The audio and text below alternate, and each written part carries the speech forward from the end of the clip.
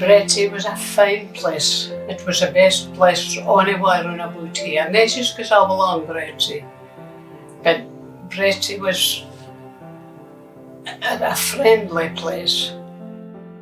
And the fish trade was the biggest employer. Granny was scum off fisher folk. Her father had a boat, and of course you see, when the father had a boat, the queens had to go to the Gotten or Kipran or whatever it was. The more who clever they were, the education didn't mean nothing for queens. Yeah. Nothing was self-educated. But my great-granny wrote her memoirs when she was 99. And it was published, Christian white papers. She had a very hard life because her man was drowned off Kinnaird Head. He got a golden watch for the Danish government because he swam out and took every member of the crew in his back. He was drowned at Kinnaird just at the time there. And I never got his body.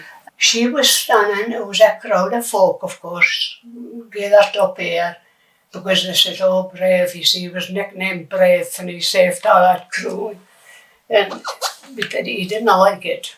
So the commotion, but she didn't again, it was a real man who was drowned. And somebody come down the road and says, they were speaking. And they says, that's a queer thing, imagine Brave being drowned. And she says, him saved the crew, a whole ship. And of course, she'd only Echt was killed at the Crimean War. He was a drummer boy.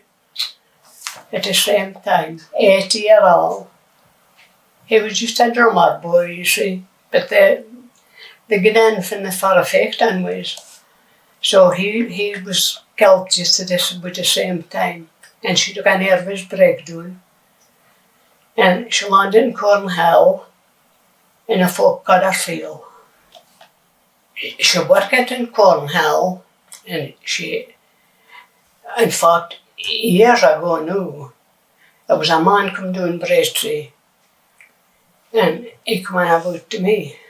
He said, I believe you're a relative of Christian Watts. I says, aye. But I says, who are you? He says, well, I was a tea boy in factories in Aberdeen. I can't remember what it was now.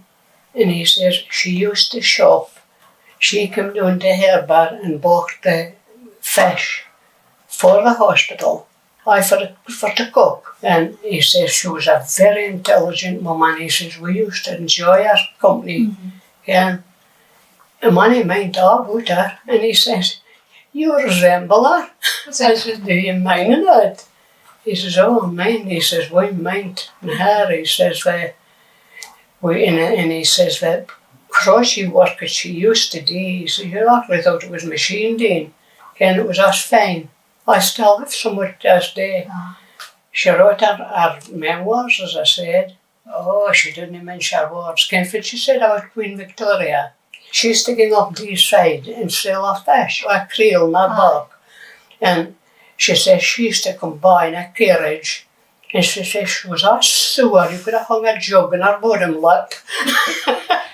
But she was a sewer-faced wifey.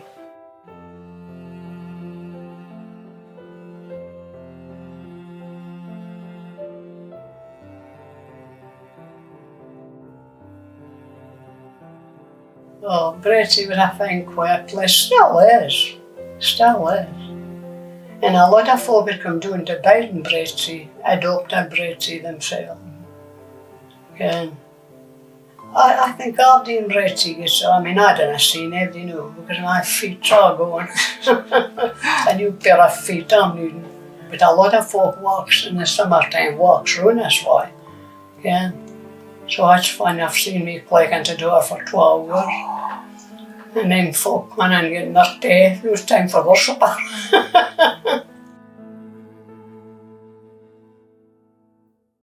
The folk here is friendly enough, and it's, I think folk wasn't born when Bretty's adopted it. Okay. I would say my last Bretty joke. I said to the councillor's ID, I said, you can, it was American in this house. And he says, you've a millionaire's paradise. I said, oh, my problem with a millionaire.